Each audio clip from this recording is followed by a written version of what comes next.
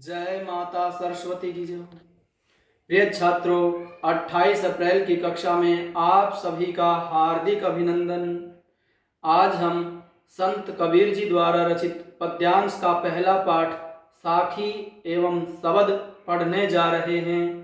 हमारे पाठ्यक्रम में केवल पहला ही शब्द लिया गया है। उच्चारण में शब्द नहीं, शब्द ही बोलना है हमें। इस शब्द में कबीर जी ने निराकार ब्रह्म का वर्णन किया है। कबीर जी निराकार ब्रह्म को मानने वाले थे। एक होता है साकार ब्रह्म, एक होता है निराकार। साकार जिसका कोई रूप हो और निराकार जो कण कण में विद्यमान हो, वह निराकार ब्रह्म है।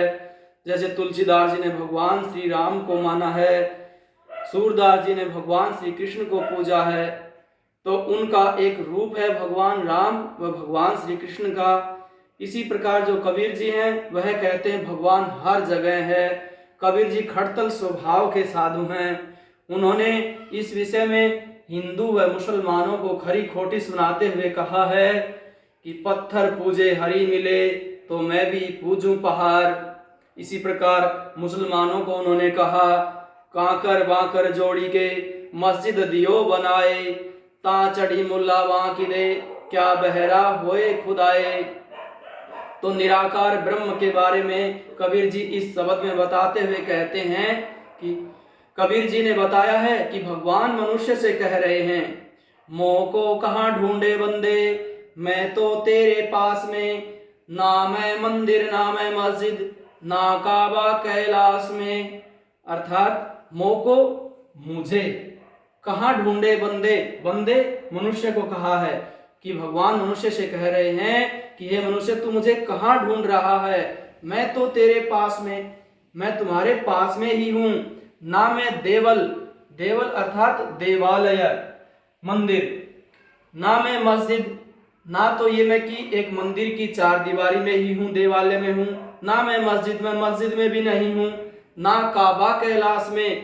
काबा मुसलमानों का धार्मिक स्थल है और कैलाश हिंदुओं की पवित्र नगरी है जहां भगवान शिव निवास करते हैं।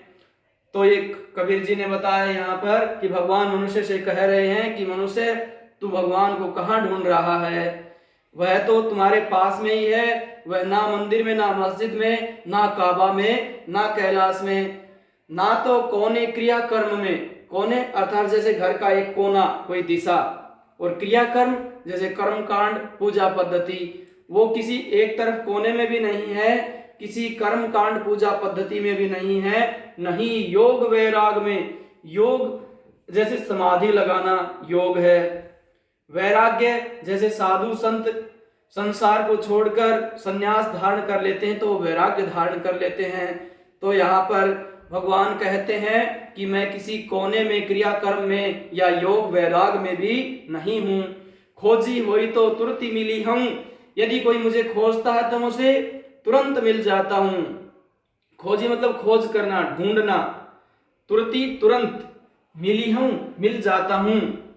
पल भर की तलाश में, एक पल भर की तलाश खोज करना, यदि कोई मुझे एक पल भर भी सच्चे दिल से सच्चे मन से याद करता है तो मैं उसे एक पल भर में ही मिल जाता हूँ, कहीं बाहर ढूंढने की जरूरत नहीं है।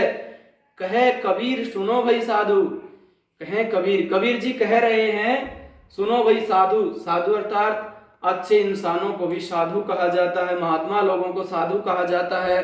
कबीर जी कहते हैं हे साधुओं सुनो, सब श्वासों की श्वास में, कि भगवान कह रहे हैं मैं तो हर सांस सांस में विद्यमान हूँ, मैं आपके अंतर मन में ही विद्यमान हूँ, मुझे कहीं बाहर ढूंढने की जरूरत नहीं है। तो हमारा ये कबीर का पहला शब्द आज पूरा हुआ। इसके अभ्यास के प्रश्नोत्तर हैं, वह इसके अलावा अन्य प्रश्न भी इसमें पूछे गए हैं। पहला प्रश्न है मनुष्य ईश्वर को कहाँ कहाँ ढूंढता है, तो शब्द के प्रारंभ में ही बताया, देवल देवालय में, मंदिर में, मस्जिद में, काबा में, कैलाश में। दूसरा प्रश्न ईश्वर प्राप्ति के लिए कितना समय लगता है, तो ये बताया गया कि पल भर की तलाश में मिल जाता हूँ, अधिक समय नहीं लगता।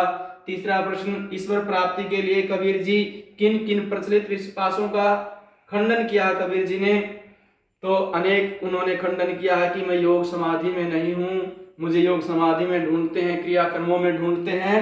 तो इन सब जो अंधविश्वास बताते हैं कबीर जी, बाह्य आडंबर बताते हैं, उनका खंडन किया है। कबीर जी ने ईश्वर को सब श्वासों की श्वास में क्यों कहा है?